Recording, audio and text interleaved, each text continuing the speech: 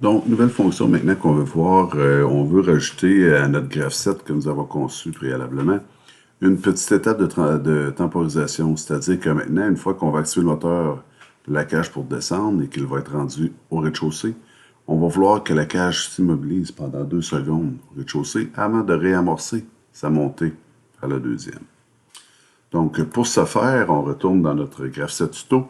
Ce qu'on va faire, c'est qu'on va l'enregistrer sous un autre nom. Question de pouvoir conserver ce qu'on a fait avec notre graph set et d'avoir un nouveau point de départ pour la partie temporisateur. Donc, ce qu'il faut comprendre avant de commencer, c'est que les temporisateurs, ça se règle à partir d'ici. Donc, on a dans le Data Files, on a le T4 Timer. Donc, ici, on va voir qu'on a présentement qu'un seul temporisateur de disponible. Tout comme les binaries, on en veut plus. J'en veux 10, donc je viens de rajouter 9 autres temporisateurs qui seront disponibles. Et l'adressage se fait avec T4 2.0. C'est le numéro, le nom, l'identification de notre temporisateur. Et pour les contacts, éventuellement, on va avoir 3 possibilités que je vous expliquerai un petit peu plus tard. Donc, pour ce faire, moi, ce que je veux faire, donc, c'est reconfigurer tout ça. On voit qu'actuellement, on a le X2 qui est remonté au deuxième. Nous, on va le changer de nom. On va dire que maintenant, à l'étape 2, ce qu'on veut faire, c'est attendre. Oh, je vais changer. Attendre au rez-de-chaussée avant de remonter. Donc, on vient juste de changer la description, ce qui ne change en rien pour le restant.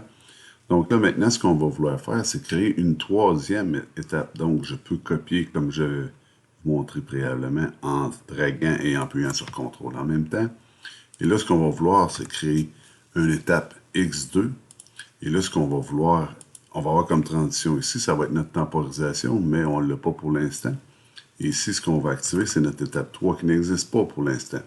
Donc, comment je vais l'appeler? X3, c'est à partir de... On va l'appeler X3, bien sûr. Et qu'est-ce qu'elle va faire ici? C'est remonter la cage. Et si on procède comme ça, on va voir que là, actuellement, j'ai mon adresse, j'ai mon X3, je remonte la cage. Je veux le maintenir, donc je peux le draguer comme ceci.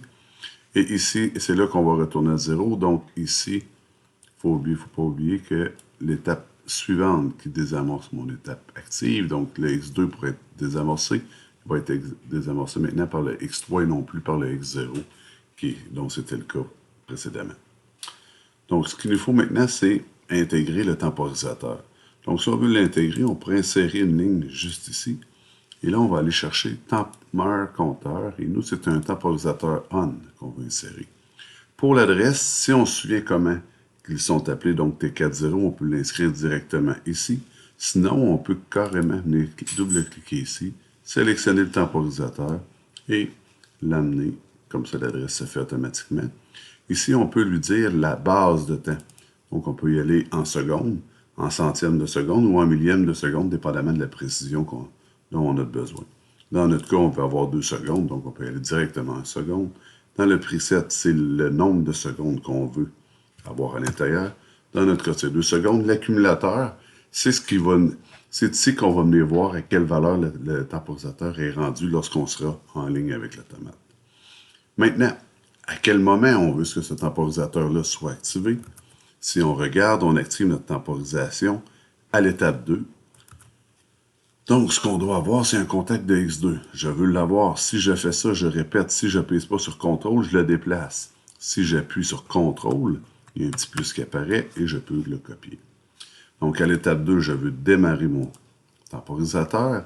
Et ce qui va mettre fin à tout ça, c'est une fois que la temporisation sera terminée.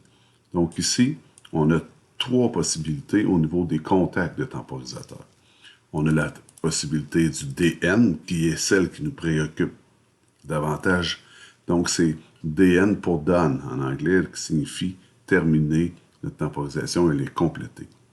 On a le TT, qui est le Timer Timing Bit. Donc, c'est un bit qui va être à on lorsque le compteur est entre 0 et la valeur prédéterminée par le preset. Donc, on peut s'en servir à quelques occasions, mais encore une fois, pas très utilisé, et le EN qui signifie Enable, donc ça signifie tout simplement que la bobine du temporisateur est actionnée. Donc on pourrait s'en servir comme maintien de notre temporisateur, par exemple. Dans notre cas, comme je disais, c'est le DN qui nous préoccupe. On le drague, on l'amène ici. Et là, on voit que quand l'étape 2 qui va être attendre au rez-de-chaussée va démarrer, on va démarrer notre temporisateur et une fois qu'elle sera complétée, donc done, on va activer l'étape 3. On peut aller donner des infos ici. Nous, c'est notre T0, donc on l'actionne. Et ensuite, on peut aller donner une description en cliquant ici. Donc,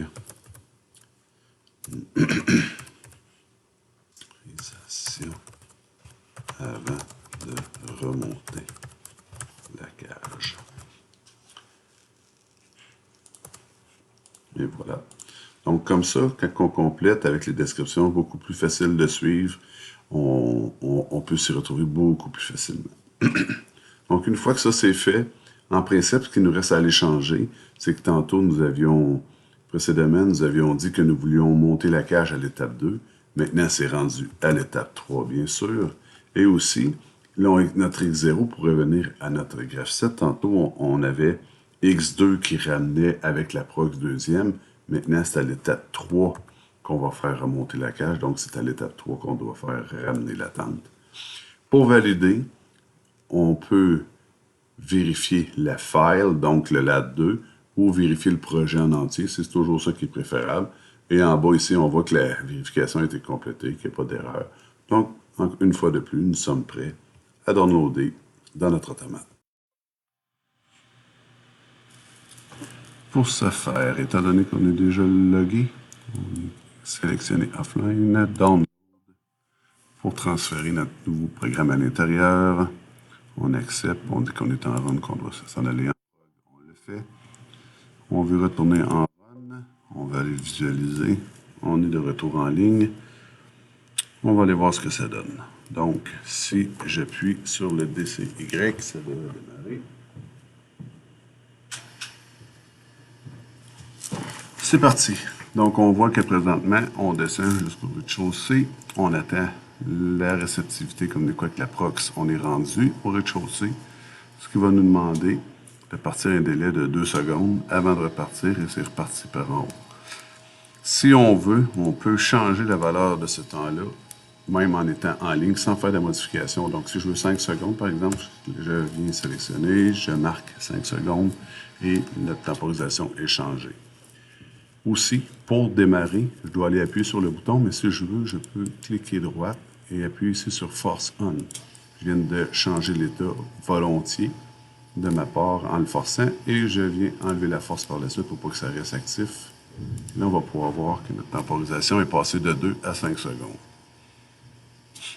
Donc, on attend 1 seconde, 2, 3, 4. On est reparti en montant.